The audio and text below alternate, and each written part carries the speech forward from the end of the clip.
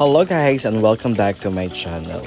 So for today's video ay papakita namin sa inyo kung paano nga ba mag-ready or maghanda ng palayan bago ito matamnan ng palay.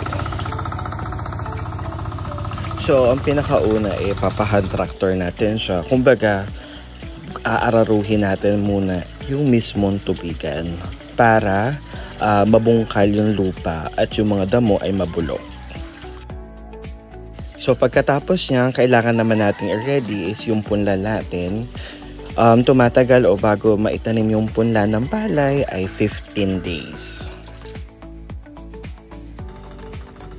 So pagkatapos naman, ipapadurog natin or para magiging putik yung ating palayan.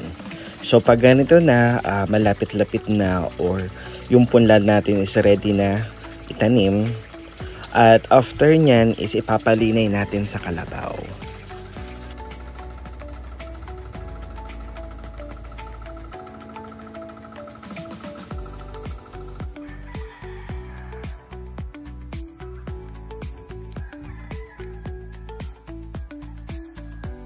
Pagkatapos namang malinay, ito na yung itsura niya. Kumbaga parang pinapantay yung mismong palayan or yung putik.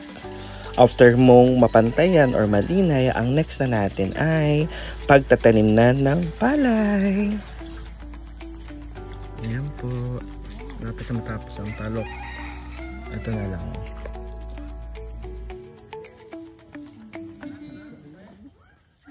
Ayan guys, at natapos na yung pagtatalok nila kuya. And once again, thank you so much for watching.